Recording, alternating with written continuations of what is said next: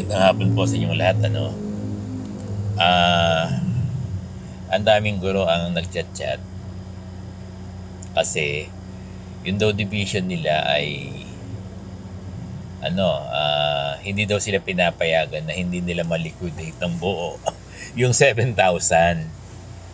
Ngayon tinanong ko sila bakit ano bang ginawa niyo sa 7,000? Kasi pala ang ginawa nila, inabay nila ng individual. Pumasok sa ATM nila. Ngayon, kapag kasi kinuha niyo yung medical niyo ng individual, dapat 'yan kayo mismo ang kukuha ng HMO. Kasi kung group, yung division niyo ang kukuha ng HMO.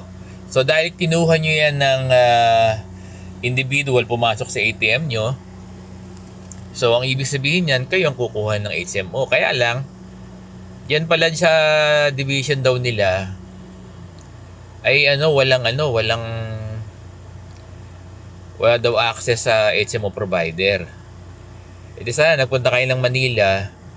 Oo, Luzon naman kayo eh. Di ba? Ayun nga lang, mamamasahe kayo, no?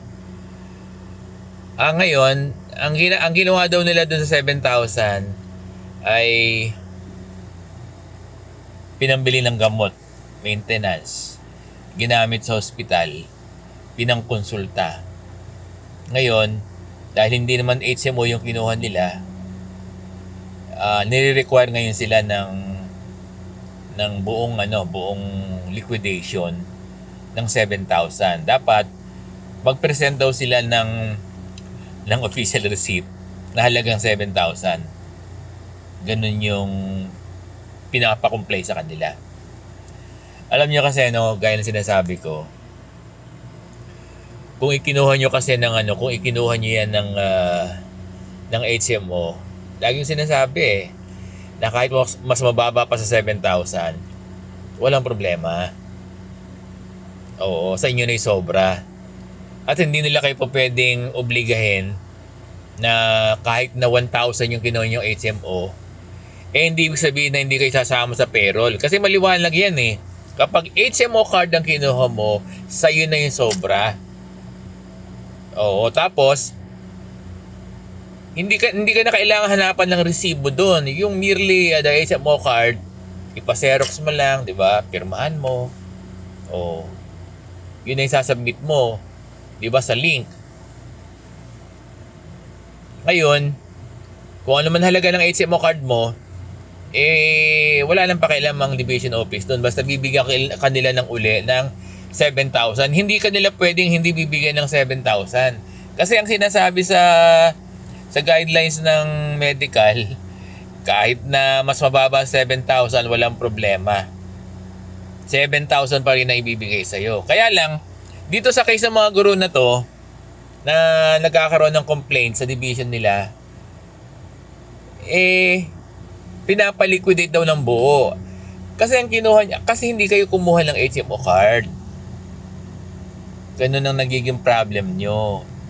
Pero kung HMO card ang kinuha nyo, wala na kayong problema.